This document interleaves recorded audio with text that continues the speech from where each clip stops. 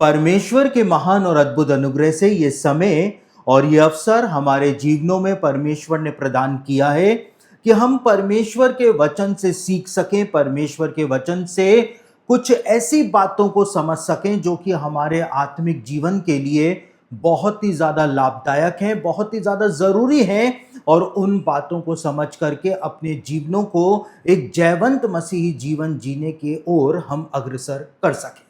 और आज जिस विषय को मैं आप लोगों के सामने रखने जा रहा हूं, यदि सीधे तौर पर कहूं तो मैं अपने दिल को, अपनी भावनाओं को आप लोगों के सामने रखने जा रहा हूं, क्योंकि वचन के अंदर उन बातों को जो बताया गया और खास तौर से नया नियम के अंदर उन बातों को जो बताया गया है, उन बातों को आज की हमारी जनरेशन जो है, मसीहों की जनरेशन जो है, पीढ़ी जो है, वो उन सब बातों को भुला बैठी है और इसीलिए आज हम एक गलत रास्ते के ऊपर चलना शुरू हो चुके हैं और मूल मसीहत जो है, जिसके लिए हमने यीशु मसीह को ग्रहण किया था, हम उस मार्ग से, उस लीक से आज हट चुके हैं।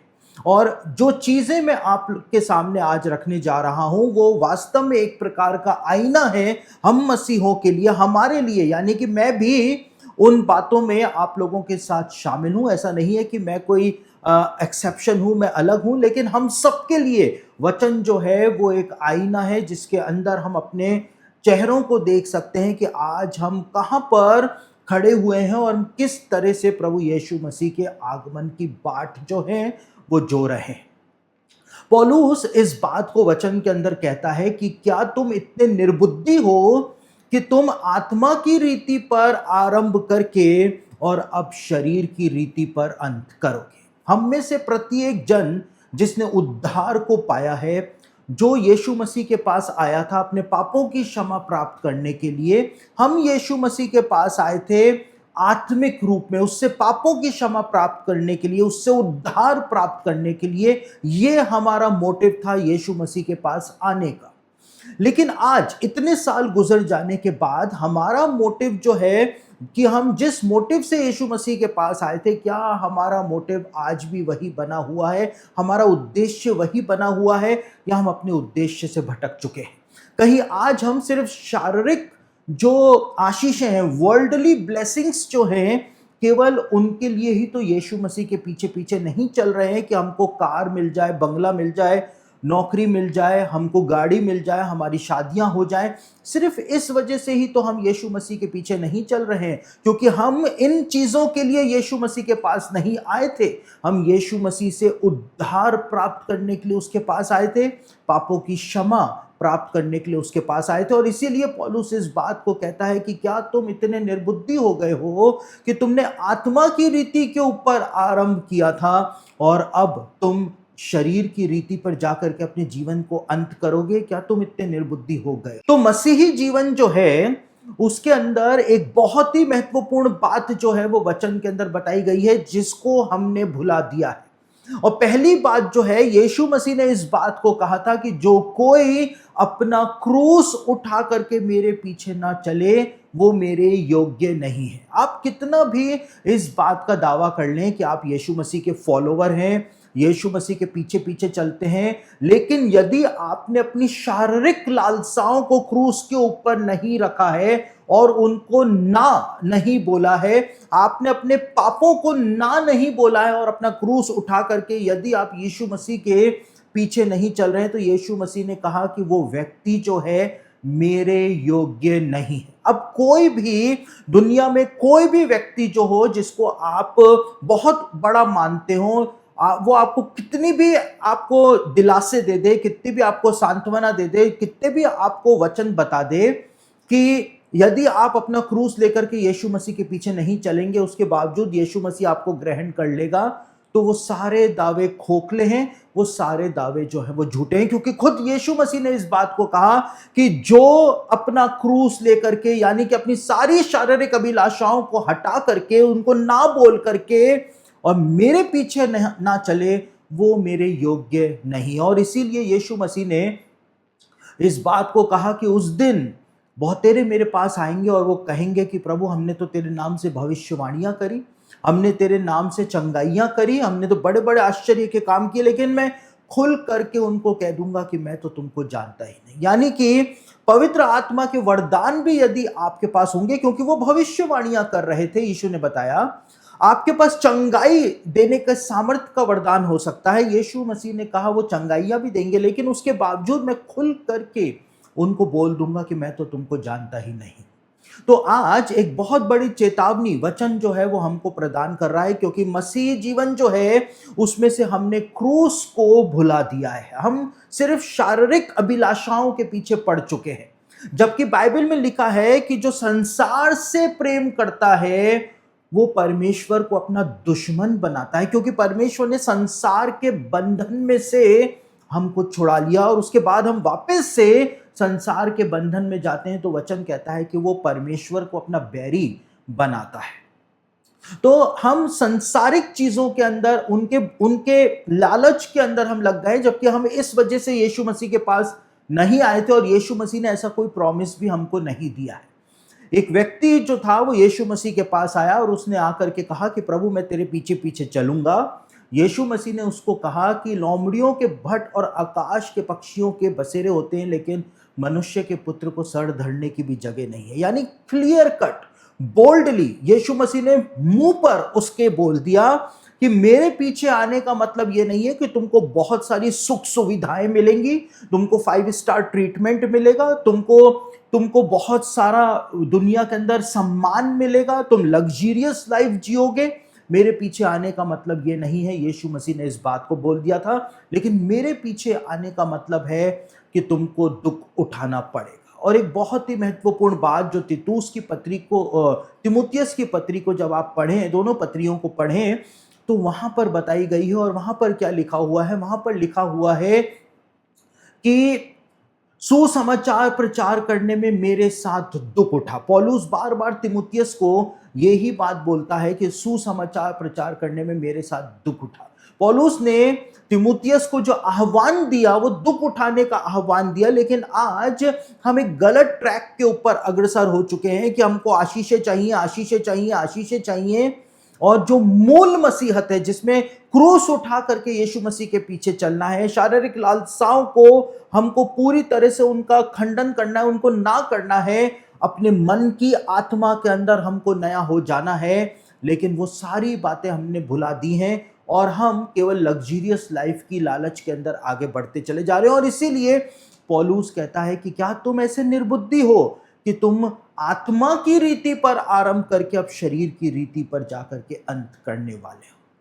तो एक वचन मैं आपके सामने पढ़ रहा हूं। वो वचन जो है उसने बीते दिनों मुझको बहुत छुआ जब मैं परमेश्वर के वचन का अध्ययन कर रहा था।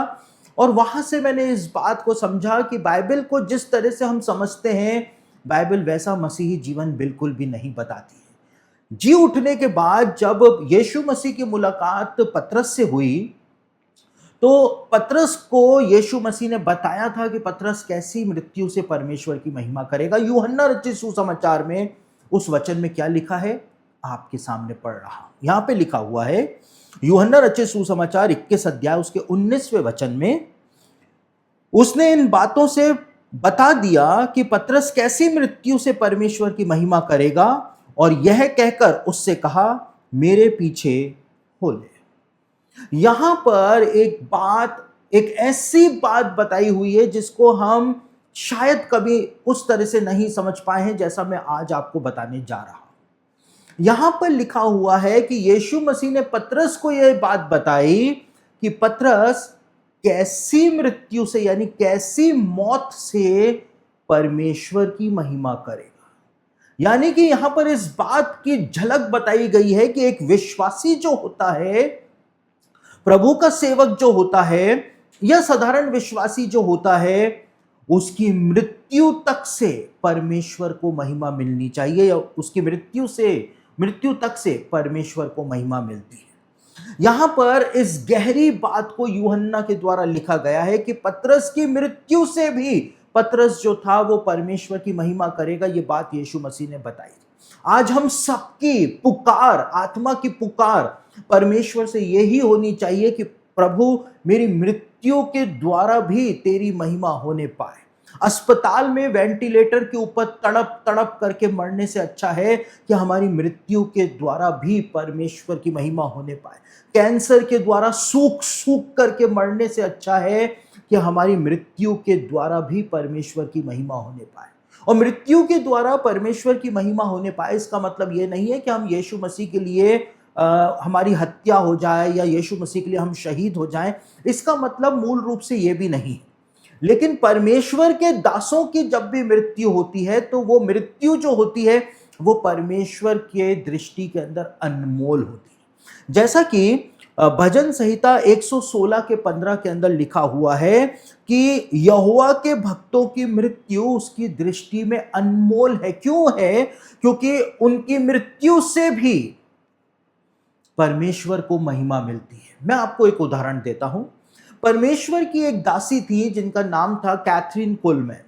और कैथरीन कुलमैन की जब मृत्यु हुई थी तो बताया जाता है, जो वहां पर डॉक्टर्स थे, जो वहां पे नर्स थी, ऑपरेशन थिएटर के अंदर जब उनका ऑपरेशन हो रहा था और ऑपरेशन थिएटर की टेबल के ऊपर ही उनकी मृत्यु हो गई थी, तो जो डॉक्टर्स वहां पर थे, जो नर्सेस वहां पर थी, वो बताती हैं कि कैथरीन कुलमैन के शरीर में से एक सफेद रोशनी का गोला निकला था और वो पूरे ऑपरेशन थिएटर का चक्कर लगा करके वहां से गायब हो गया था। और उसके बाद पूरे हॉस्पिटल के अंदर गुलाब के फूल जो होते हैं उसकी खुशबू कई घंटों तक वहां पर हॉस्पिटल के अंदर हर एक व्यक्ति ने गुलाब के फूलों की खुशबू जो है वो महसूस करी। यानी परमेश्वर के जो दास होते हैं उनकी मृत्यु परमेश्वर की दृष्टि में अनमोल होती है। और पतरस के लिए बताया था वो कैसे अपनी मृत्यु के द्वारा भी परमेश्वर की महिमा करेगा। यानी कि एक व्यक्ति, एक विश्वासी जो होता है, उसकी मृत्यु के द्वारा भी परमेश्वर को महिमा मिलनी चाहिए।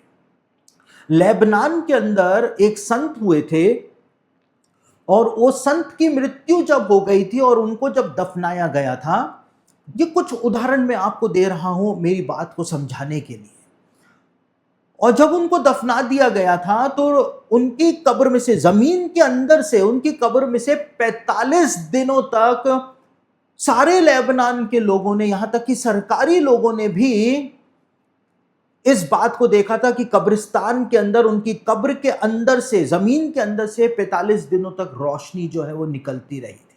और 45 दिनों के बाद लेबनान की जो सरकार थी उसने कब्र को खुदवा करके जब उस संत की ताबूत को जब बाहर निकलवाया और जब ताबूत को खोला तो 45 दिनों के बाद भी उनकी लाश जो है वो सड़ी नहीं थी। यानी कि परमेश्वर का एक जन जो होता है, उसकी एक सेविका जो होती है, उसकी मृत्यु से भी परमेश्वर को महिमा मिलनी चाहिए। ये बात जो है वो वचन के अंदर भी बताई गई है और हम आज भी इस बात को घटित होता हुआ देखते हैं कि परमेश्वर कैसे अपने भक्तों की मृत्यु को अपनी दृष्टि के अंदर अनमोल बनाता है। और साथ ही साथ फिलिपियों की पत्री उसका 3 अध्याय उसके 10वें वचन के अंदर पौलुस ने भी इस बात की इच्छा जाहिर करी। पौलुस ने क्या इच्छा जाहिर करी? पौलुस कहता है, और मैं उसको और उसके मृत्युंजय की सामर्थ को और उसके साथ दुखों में सहभागी होने के मम्र को जानूं और उसकी मृत्यु की समानता को प्राप्त करूं। जैसे यीशु मसीह ने अपनी मृत्यु के द्वारा परमेश्वर को महिमा दी थी, उसी प्रकार से पौलुस कहता है कि मैं यीशु मसीह की मृत्यु की समानता को प्राप्त करूं। यानी कि मैं अपनी मृत्यु के द्वारा भी परमेश्वर को महिमा दूं। लेकिन आज हमारे कंसेप्ट्स जो हैं वो बदल चुके हैं। आज हम शारीरिक अभिलाषाओं के पीछे पड़े हुए हैं। आज हम सांसारिक जो चीजें हैं, सांसारिक जो लालसाएं हैं, उनके पीछे पड़े हुए हैं। लेकिन वचन जो है वो दूसरी बात ही हमको बताता है। वचन के अंदर लिखा हुआ है, पवित्र आत्मा को वचन के अंदर यीशु का आत्मा भी कहा गया है। वो सारे रेफरेंसेस आपको स्क्रीन के ऊपर दिखाई दे रहे होंगे कि कहां कहां पर पवित्र आत्मा को मसीह का आत्मा या यीशु का आत्मा जो है वो कहा गया है। और यीशु का आत्मा के लिए पतरस ने अपनी पत्री के अंदर इस बात को लिखा है। पतरस ने कहा है कि भविष्यवक्ता जो थे पुराने नियम के, वो मसीह के दुखों की भविष्यवाणी करते थे और उनके अंदर जो आत्मा था, यानी कि पुराने नियम के जितने भी भविष्यवक्ता थे, उनके अंदर जो पवित्र आत्मा था वो वास्तव में मसीह का आत्मा था। और क्योंकि मसीह का आत्मा उनके अंदर था, इस वजह से ही सारे भविष्यवक्ताओं ने दुख उठा करके भविष्यवाणियों को बोला था और अंत में अपनी जान की बाजी भी उन्होंने लगा दी थी, क्योंकि मसीह का आत्मा जो है वो दुख उठाने वाला आत्मा है। और इसीलिए नया नियम के अंदर पवित्र आत्मा को मसीह का आत्मा भी कहा गया है। हमको यीशु मसीह के दुखों में सहभागी होने के लिए बुलाया गया, और इसीलिए कुलुसियों की पत्री 3 अध्याय के आरंभ में लिखा हुआ है कि पृथ्वी पर की नहीं लेकिन स्वर्ग पर की वस्तुओं के ऊपर मन लगाओ, क्योंकि हम तो इस संसार के लिए मर चुके हैं। जैसा कि रोमियो की पत्री 6 अध्याय में लिखा हुआ है, हम तो पाप के लिए मर चुके हैं, जैसे कि रोमियो की पत्री 6 अध्याय के 2 वचन के अंदर लिखा हुआ है। तो जब हमारा संबंध और हमारा संपर्क संसार से कट ही चुका है और हम यीशु मसीह के लिए जीवित हो चुके हैं, तो इसीलिए पौलुस कुलुसियों को कहता है कि पृथ्वी पर की नहीं लेकिन स्वर्ग पर की वस्तुओं के ऊपर मन लगाओ। क्या तुम इतने निर्बुद्धि हो कि आत्मा की रीति पर आरंभ करके अब शरीर की रीति के ऊपर अंत करने जा रहे हो, कि तुम शारीरिक अभिलाषाओं के अंदर फंस चुके हो, तुमको सांसारिक आशीषें चाहिए। यीशु मसीह ने एक प्रॉमिस दिया। यीशु मसीह ने कहा, तुम पहले परमेश्वर के धर्म और राज्य की खोज करो तो ये सब वस्तुएं तुम्हें अपने आप मिल जाएंगी, क्योंकि तुम्हारा स्वर्गीय पिता जानता है कि तुम्हें इन सब वस्तुओं की आवश्यकता है। आपका स्वर्गीय पिता जानता है कि आपको एक स्कूटर की आवश्यकता है। आपका स्वर्गीय पिता जानता है कि इतना बड़ा परिवार आपका है और आप एक छोटे से किराए के कमरे के अंदर रह रहे हैं, बड़े दुख तकलीफें आप लोग झेल रहे हैं। आपका स्वर्गीय पिता जानता है। आपका स्वर्गीय पिता जानता है कि आपकी शादी की उम्र हो चली है, 30 साल 35 साल आयु हो गई है एक लड़की होने के बावजूद, और आपका विवाह नहीं हुआ है। आपका स्वर्गीय पिता जानता है आपको उसकी आवश्यकता है। तो तुम पहले उसके राज्य और धर्म की खोज करो तो तुम्हारा स्वर्गीय पिता अपने आप ही ये सारी वस्तुएं तुमको प्रदान कर देगा। कोई भी आशीष की कमी तुमको वो नहीं आने देगा। लेकिन हमने अपना फोकस परमेश्वर के राज्य और धर्म की खोज करने की बजाय सिर्फ सांसारिक आशीषों को प्राप्त करने में हमने अपना फोकस जो है वो लगा लिया। यहां पर तो लिखा हुआ है कि हमारी मृत्यु तक से परमेश्वर को महिमा मिलनी चाहिए, लेकिन हमने तो मसीहत के मायने आज बदल करके रख दिए। कलीसियाई इतिहास के अंदर एक कलीसियाई अगुवा हुआ करता था जिसने मां मरियम को अपनी आंखों से देखा था, और मां मरियम को देखने की उसकी इतनी अभिलाषा थी कि उसने प्रेरित यूहन्ना को इतने पत्र लिखे थे और इतना उस प्रेरित यूहन्ना के सामने गिड़गिड़ाया था वो कि मुझको यीशु मसीह की मां के दर्शन एक बार करने। और उसके बाद यूहन्ना जो था वो मां मरियम को लेकर के इफिसुस गया था, और वहां पर इग्नेशियस की मुलाकात जो थी वो मां मरियम से हुई थी, जैसा कि कलीसियाई इतिहास बताता है। और ये इग्नेशियस नाम का कलीसियाई अगुवा जो था, इसके लिए कलीसियाई इतिहास बताता है कि इसने जब यीशु मसीह का प्रचार करना शुरू किया तो ये हर कलीसिया में जहां पर जाता था तो एक ही प्रार्थना निवेदन जो था वो कलीसियाओं को देता था कि मेरे लिए तुम ये प्रार्थना मत करना कि परमेश्वर मुझको यीशु मसीह के लिए शहीद होने से बचाए, मुझको मरने से बचाए। ये प्रार्थना बिल्कुल भी मत करना, बल्कि ये प्रार्थना करना कि जल्दी से जल्दी मैं अपना जीवन जो है वो यीशु मसीह के लिए दे सकूं, मैं अपने आप को यीशु मसीह के लिए शहीद बना सकूं। और जब कलीसिया इतिहास बताता है कि इग्नेशियस को पकड़ लिया गया था इस बात के आरोप में कि वो मसीह का सुसमाचार प्रचार करता है, तो जैसे ही शेरों की दहाड़, उसको शेरों के बीच में फेंक दिया था, आदमखोर शेरों के बीच में उसको फेंक दिया था ताकि वो उसको खा जाए। और जैसे ही शेरों की दहाड़ उसने सुनी थी तो उसने चिल्ला करके मसीहों से कहा था कि आज मैं यीशु मसीह के लिए गेहूं का दाना बनने जा रहा हूं, क्योंकि जब मैं जमीन में पड़ करके मरूंगा तो उसके द्वारा बहुत सारा फल जो है वो उत्पन्न होने पाएगा। और शेरों ने उसको फाड़ करके पूरी तरह से उसको खा लिया था। तो उस जमाने के जो मसीही लोग थे वो मसीहत के बेसिक कंसेप्ट को जानते थे कि हमको दुख उठाने के लिए बुलाया गया है। सारी आशीषें जो हमको चाहिए वो अपने आप परमेश्वर देगा, क्योंकि परमेश्वर बहरा नहीं है जो सुन ना सके, परमेश्वर अंधा नहीं है जो देख ना सके, और परमेश्वर गूंगा नहीं है जो बोल ना सके। इसलिए परमेश्वर देखेगा, सुनेगा और फिर परमेश्वर जवाब देगा। सारी आशीषें अपने आप देगा, लेकिन पहले तुम उसके राज्य और धर्म की खोज करो तो ये सब वस्तुएं जो है तुम्हें अपने आप ही मिल जाएगी। उस जमाने के मसीही लोग इस कंसेप्ट को समझते थे, और इसीलिए प्रेरितों के काम में बताया है कि जब प्रेरित लोग कलीसियाओं में से होकर के जा रहे थे तो वो एक ही संदेश देते थे कि हमको बड़े दुख उठा करके परमेश्वर के राज्य में प्रवेश करना पड़ेगा, बहुत दुख उठा करके। यानी कि आपके लिए ऐसा कोई प्रॉमिस यीशु मसीह ने नहीं दिया, और यदि आपके पास्टर ने आपको ऐसा प्रॉमिस दिया है जिसमें आपके पास्टर ने आपको यीशु मसीह के पास आने का मतलब ये बताया था कि यीशु मसीह के पास आने का मतलब सिर्फ लग्जरियस लाइफ है, सिर्फ आशीषें ही आशीषें हैं, तो आपको गलत सुसमाचार सुनाया गया है। क्योंकि थिस्सलुनीकियों की पत्री के अंदर पौलुस इस बात को कहता है, वो सारे वचन आपको स्क्रीन के ऊपर दिखाई दे रहे होंगे। थिस्सलुनीकियों की पत्री में पौलुस मसीहों को इस बात को कहता है कि कोई भी इन कलेशों के कारण डगमगा ना जाए, क्योंकि तुम आप जानते हो कि हम इन्हीं के लिए ठहराए गए हैं, हमको बुलाया ही इनके लिए है, ताकि जब हम कलेश उठाएंगे, जब हम दुख उठाएंगे, तो उसके द्वारा परमेश्वर को हमारे जीवन से महिमा मिलने पाएगी, और अंत में हम अपनी मृत्यु से भी परमेश्वर को महिमा देंगे।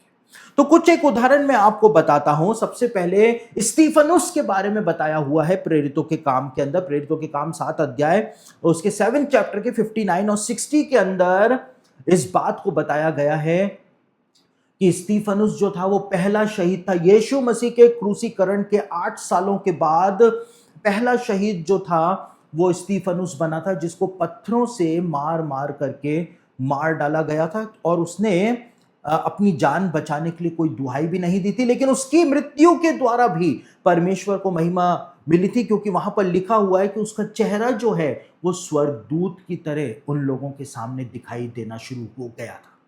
उसके बाद दूसरा शहीद जो था वो यूहन्ना का भाई याकूब था, जिसके बारे में प्रेरितों के काम 12 अध्याय उसके दूसरे वचन में बताया हुआ है कि राजा हेरोदेस ने याकूब को मरवा डाला था, उसका सर जो था वो धड़ से अलग करवा दिया था। लेकिन कलीसियाई इतिहास बताता है कि सैनिकों के जिस अधिकारी ने याकूब को गिरफ्तार किया था, जब उसने याकूब की बातों को सुना तो उसके ऊपर भी पवित्र आत्मा उतर गया था, और उस ऑफिसर ने भी याकूब के द्वारा यीशु मसीह को ग्रहण कर लिया था। और यह देख करके राजा हेरोदेस इतना ज्यादा क्रोधित हो गया था कि याकूब के साथ उस अधिकारी का सर भी उसने धड़ से अलग जो है वो करवा दिया था। तो याकूब की मृत्यु के द्वारा भी परमेश्वर को महिमा मिली थी, क्योंकि उसकी मृत्यु से पहले ही उसने एक आत्मा को यीशु मसीह के लिए जीत लिया था, उसको स्वर्ग के राज्य का अधिकारी बना दिया था। उसके बाद जब हम आगे बढ़ते हैं तो फिलिप्पुस जो यीशु मसीह का चेला था, उसके बारे में बताया जाता है कि फ्रूगिया नाम की जगह पर उसको कोड़ों से बहुत मारा गया था, और अंत में फिलिप्पुस को भी क्रूस के ऊपर चढ़ा करके फ्रूगिया के लोगों ने मार डाला था। मत्ती जो था उसको इथोपिया के अंदर फरसे से उसका सर धड़ से अलग कर दिया गया था। और याकूब जो यीशु मसीह का भाई था, यानी जिसने याकूब की पत्री लिखी है, उस याकूब के लिए यहूदी इतिहासकार जोसेफस ने अपनी इतिहास की किताबों में बताया है कि मंदिर के कंगूरे से सिर के बल यहूदियों ने उसको नीचे की तरफ फेंका था, लेकिन याकूब की मृत्यु नहीं हुई थी। और यहूदी लोग हथौड़े लेकर के आए थे, और उन हथौड़ों से याकूब के सर पे मार मार के उन्होंने याकूब को मार डाला था। यानी कि मसीह का आत्मा जो उनमें था वो वैसे ही दुखों को उठा रहे थे जैसे ये दुखों को यीशु मसीह ने उठाया था। उसके बाद मत्तिया, जिसका चुनाव यहूदा इस्करियोती की जगह के ऊपर किया गया था, मत्तिया जो था उसको यरूशलेम के अंदर उसके ऊपर पथरवाह किया गया था सुसमाचार प्रचार के कारण, और उसके बाद उसका सर काट करके धड़ से अलग कर दिया गया था। पतरस का भाई आंद्रियास जो था उसने कई सारे एशियाई देशों के अंदर प्रचार किया था, और उसके बाद एडेसा नाम की जगह जो थी वहां पर उसको एक्स शेप का जो क्रूस था उसके ऊपर चढ़ा करके मार डाला गया था। मरकुस के बारे में हम पढ़ते हैं, जिसने मरकुस रचित सुसमाचार को लिखा था, और दूसरा तिमुथियुस उसका 4 अध्याय 11वें वचन के अंदर मरकुस का जिक्र पौलुस के द्वारा किया गया है। लेकिन उसके बाद हमको मरकुस जो है वो पूरी तरह से गायब होता हुआ नए नियम में से दिखाई दे जाता है, और इसलिए दिखाई दे जाता है क्योंकि परंपराएं बताती हैं कि एलेक्जेंड्रिया के अंदर एक पैगन सेरेमनी के दौरान मरकुस के टुकड़े टुकड़े करके वहां पे उन लोगों ने आनंद मनाया था। साथ ही तिमुथियुस के लिए ऐसा बताया जाता है कि जो लोहे की गदा होती है, क्लब जो होता है लोहे का, उससे तिमुथियुस के सिर पे मार मार के उसका भेजा जो था तिमुथियुस का वो सर से अलग कर दिया गया था। लेकिन ये लोग जो थे इन्होंने यीशु मसीह का इनकार नहीं किया था। मसीह का आत्मा जो उनके अंदर था, जो मसीह के दुखों की गवाही देता था, ये कभी भी पीछे नहीं हटे, लेकिन अपनी मृत्यु के द्वारा, अपने खून के द्वारा इन्होंने कलीसिया को सींचा। ये एक ऐसा बीज बने जिसकी फसल हम आज भी पूरी दुनिया के अंदर काट रहे हैं। उसके बाद पतरस के लिए तो खुद यीशु मसीह ने बताया था, यूहन्ना रचित सुसमाचार 21 अध्याय उसके 18 और 19 वचन के अंदर, कि पतरस जो है वो कैसी मृत्यु से परमेश्वर की महिमा करेगा। पतरस को उल्टे क्रूस के ऊपर लटका करके रोम के अंदर मार डाला गया था। पौलुस जो था उसका 66 एडी के अंदर सिर जो था धड़ से अलग कर दिया गया था सुसमाचार की गवाही देने के कारण। बरतुल्मै जो था उसने कई देशों में प्रचार किया था, और कई देशों में प्रचार करते करते बरतुल्मै जो था वो भारत भी आया था, जैसा कि कलीसियाई इतिहास बताता है। और मत्ती रचित सुसमाचार को ईस्ट इंडियन जो भाषा है, यानी भारत का जो नॉर्थ ईस्ट है उनकी भाषा के अंदर मत्ती रचित सुसमाचार को बरतुल्मै जो था उसने अनुवाद भी किया था। और ऐसा ये किताब जो है फॉक्सेस बुक ऑफ मार्टर्स, इसके अंदर इस बात को बताया हुआ है कि बरतुल्मै जो था उसको भी इंडिया में ही बेरहमी से मार डाला गया था सुसमाचार की गवाही देने के कारण। और थोमा के लिए माना जाता है कि वो इंडिया के अंदर प्रचार करने के लिए आया था। सबसे पहले कलीसिया इतिहास बताता है कि उसने उत्तर प्रदेश के अंदर सुसमाचार का प्रचार किया था, और उत्तर प्रदेश से होता हुआ वो साउथ इंडिया में गया था। साउथ इंडिया में उसने व्यापक रूप से प्रचार किया था, और साउथ इंडिया में ही उसकी मृत्यु हो गई थी। भाले से उसको भाला मार करके उसको मार डाला गया था। लूका के लिए बताया जाता है कि 93 एडी में एथेंस में जैतून के पेड़ पर फांसी से लटका करके लूका जो था, जिसने लूका रचित सुसमाचार लिखा था, उसको मार डाला गया था। और यूहन्ना जो था वो एकमात्र ऐसा शिष्य था जो अपनी नेचुरल डेथ से मरा था। यूहन्ना जो था उसने ऐसी कोई परसिक्यूटेड मौत जो है वो नहीं सही थी। लेकिन इन सब के अंदर मसीह का आत्मा था, और इसीलिए इन्होंने दुख उठाया, और खुशी खुशी दुख उठाया, ताकि अपने खून के द्वारा ये यीशु मसीह की कलीसिया को सींच सके, और ये एक बीज बन सके जिसके फल जो है वो इतने ज्यादा उत्पन्न हो, जिनकी फलों से पूरी पृथ्वी जो है वो भर जाने पाए, जैसा कि हम आज होता हुआ देख रहे हैं। उसके बाद कलीसिया इतिहास बताता है कि नीरो नाम का एक रोमन कैसर जो था, रोमन शासक जो था वो आया था, और नीरो जो था वो जानवरों की खालें मसीहों के अंदर सिलवा दिया करता था, और मसीहों को जंगली जानवरों के सामने फेंक दिया करता था। मसीही लोगों को मोम के सांचे के अंदर डाल करके जिंदा मसीहों को वो मोम पूरा मोमबत्ती की तरह बनवा दिया करता था, और जब उसकी पार्टियां होती थी रात को, तो मसीही लोग, जो जिंदा मसीही लोग मोमबत्ती बने हुए होते थे, उनके अंदर आग लगा करके उनको जला दिया जाता था, और जिंदा मसीही लोग नीरो की पार्टियों के अंदर जलते हुए रोशनी जो है वो दिया करते थे। साथ ही साथ एक और रोमन शासक था जिसका नाम था डोमिनियन, और डोमिनियन जो था उसके ही शासनकाल में तिमुथियुस को के सिर को मार मार के तिमुथियुस को मार डाला गया था, और इसी के शासनकाल के अंदर इग्नेशियस नाम का जो कलीसिया अगुवा था वो भी शहीद हुआ था। तो मसीहों को कोड़ों से मारा जाता था, मसीही लोगों को कांटों का मुकुट पहना करके कांटों को उनके सर के अंदर डाला जाता था।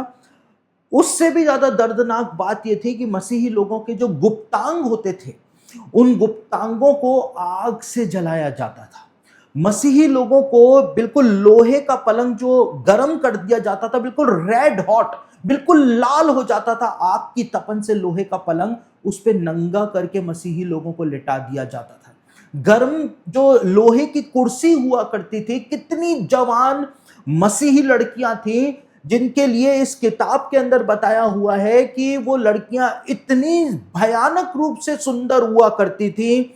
उन लड़कियों को निर्वस्त्र करके पहले पूरे शहर के अंदर घुमाया जाता था और उसके बाद जो गरम कुर्सी होती थी, बिल्कुल लोहे की कुर्सी जो आग के अंदर तपा करके पूरी लाल कर दी जाती थी, उन लड़कियों को जबरदस्ती उन कुर्सियों के ऊपर बिठाया जाता था। गुप्तांगों के ऊपर पीतल की प्लेट बिल्कुल रेड हॉट करके गुप्तांगों के ऊपर रख दी जाती थी मसीही लड़कियों के, पुरुषों के, और इस तरह से उनको यातनाएं दी जाती थी। उनकी जिस तरह से गन्ने का रस निकालने वाली मशीन होती है, उसी तरह से मसीहों के पैर ऐसी प्रेस के अंदर डाल दिए जाते थे, उनके पांव को कुचला जाता था और उनको कहा जाता था कि यीशु मसीह का इनकार कर दें। लेकिन वो यीशु मसीह का इनकार नहीं करते थे। और इस किताब के अंदर बताया हुआ है, ये जो शहीदों की किताब है, जो उनका बताया है कि कैसे मसीह शहीदों ने दुख उठाया था, इस किताब को आप अमेज़न से मंगा करके पढ़ सकते हैं। आपके रोंगटे खड़े हो जाएंगे और आप सच्चाई से अवगत हो जाएंगे कि आज जो मसीहत हम लोग फॉलो कर रहे हैं वो मसीहत है ही नहीं, क्योंकि हम मसीहत के मूल ट्रैक से हट चुके हैं। जब मसीह शहीदों के पैरों को प्रेस में डाल करके उनको कुचला जाता था उनके पैरों को, तो इस किताब में बताया है कि वो परमेश्वर की महिमा करते रहते थे। वो चिल्ला चिल्ला करके परमेश्वर के स्तुति के गीत गाते रहते थे, क्योंकि मसीह का आत्मा वास्तव में उनके अंदर काम कर रहा होता था। हम सब पवित्र आत्मा को पाना चाहते हैं। हम रोज परमेश्वर से प्रार्थना करते हैं कि हमको पवित्र आत्मा दे, पवित्र आत्मा के वरदान दे, एम्पावरिंग अनॉइंटिंग दे, कि जब पवित्र आत्मा तुम पर आएगा तो तुम सामर्थ पाओगे, ऐसा सामर्थ दे। लेकिन पवित्र आत्मा जो है, उसका दूसरा नाम वचन के अंदर, नया नियम के अंदर यीशु का आत्मा बताया गया है, जो कि दुख उठाने वाला आत्मा है। यदि आप पवित्र आत्मा को मांग रहे हैं, आप साथ ही साथ में यीशु के दुखों को भी मांग रहे हैं। तो यीशु मसीह जानता है, यदि आज तक आपको पवित्र आत्मा नहीं मिला है तो यह अनुग्रह है परमेश्वर का, यह अनुग्रह है यीशु मसीह का, क्योंकि वो आपके आत्मिक जीवन की दशा जानता है कि आप उन दुखों को बर्दाश्त नहीं कर पाएंगे, उन दुखों को सहन नहीं कर पाएंगे। लेकिन आज समय आ गया है कि हम अपने आत्मिक आंखों को खोलें, अपने आत्मिक कानों को खोलें, और जो पर्दा हमने अपने मनों के ऊपर डाला हुआ है सांसारिकता का, उस पर्दे को हम उठाएं, ताकि हम वचन को आत्मिक आंखों से देख सकें, ताकि हमारी मृत्यु तक से परमेश्वर को महिमा मिलने पाए, हमारे जीवन से परमेश्वर को महिमा मिलने पाए, हमारा जीवन एक सुखदायक सुगंध के रूप में परमेश्वर के सामने उपस्थित होने पाए। तो जैसा कि मैंने कहा कि हम मसीहत के मूल कंसेप्ट को आज भूल चुके हैं। बाइबल के अंदर या खास तौर से नया नियम के अंदर कहीं पर भी नहीं लिखा है, यीशु मसीह ने कभी भी इस बात को नहीं कहा कि मेरे पीछे आओ, मैं तुमको धनी बनाऊंगा, मैं तुमको अमीर बनाऊंगा। यीशु मसीह ने कभी भी नहीं कहा। यीशु मसीह ने क्लियर कट कहा, मेरे पीछे आओगे तो अपना क्रूस उठा करके आना पड़ेगा और तुमको दुख उठाना पड़ेगा। यीशु मसीह ने झूठ नहीं बोला। यीशु मसीह ने कोई हमको लालच दे करके नहीं बुलाया है, उसने अपनी बात साफ कर दी थी। लेकिन हमको यदि किसी ने ये सुसमाचार सुनाया है कि यीशु मसीह के पीछे आओगे तो तुमको आशीषें ही आशीषें मिलेंगी, आशीषें मिलेंगी। मैंने आपको बताया, क्योंकि हमारा स्वर्गीय पिता पहले से ही जानता है कि हमको किन किन चीजों की आवश्यकता है, तो आशीषें मिलेंगी। लेकिन आशीषें हमारी प्रायोरिटी नहीं है। क्यों नहीं है? क्योंकि हम यीशु मसीह के पास आशीषों को पाने के लिए तो आए ही नहीं थे। हम यीशु मसीह के पास आए थे उद्धार पाने के लिए, और हम यीशु मसीह के पास आए थे पापों की क्षमा प्राप्त करने के लिए, पवित्र आत्मा को प्राप्त करने के लिए। हमारा मोटिव जो था, हमारा उद्देश्य यीशु मसीह के पास आने का जो था, वो आत्मिक उद्देश्य था, आत्मिक स्पिरिचुअल मोटिव था। लेकिन आज हम उस स्पिरिचुअल मोटिव से भटक करके वर्ल्डली मोटिव के ऊपर आ गए हैं, क्योंकि हमको यीशु मसीह से वर्ल्डली ब्लेसिंग चाहिए, सांसारिक आशीषें चाहिए। और हम ऐसे ही संदेशों को सुनना चाहते हैं जिसमें हमको सांसारिक आशीषों के बारे में बताया जाए, जबकि मूल बातें जो हैं वो यहाँ पर वचन के अंदर बताई गई हैं। पौलुस ने तीमुथियुस को कहा, सुसमाचार प्रचार करने में मेरे साथ दुख उठा। कई बार उसने इस बात को कहा, और इसीलिए प्रकाशित वाक्य में अंत में आकर के यीशु मसीह इस बात को कहता है कि प्राण देने तक विश्वासी रहे तो मैं तुझे जीवन का मुकुट दूंगा। हमारी एक्चुअल ब्लेसिंग्स जो हैं वो तो हमारे मरने के बाद शुरू होंगी। हम यहाँ पर क्यों उलझे हुए हैं, इस बात को सोचने का, समझने का समय जो है अब आ गया है।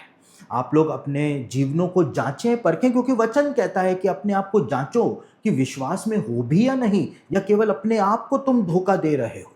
तो अपने आप को जांचें, अपने आप को परखें, प्रभु के सामने अपने जीवन को लाएं, एक बार फिर से अपने जीवन को रीडेडिकेट करें परमेश्वर के सामने। और उसके बाद परमेश्वर आपकी आत्मिक आंखों को खोलेगा ताकि आप यीशु मसीह को पहचान सकें, उसकी लंबाई, चौड़ाई, ऊंचाई, गहराई, इन सबको आप समझ सकें, और उसके ही डील डॉल के अंदर आप बढ़ते चले जाएं और परमेश्वर से वास्तविक आत्मिक आशीषें आप प्राप्त करें।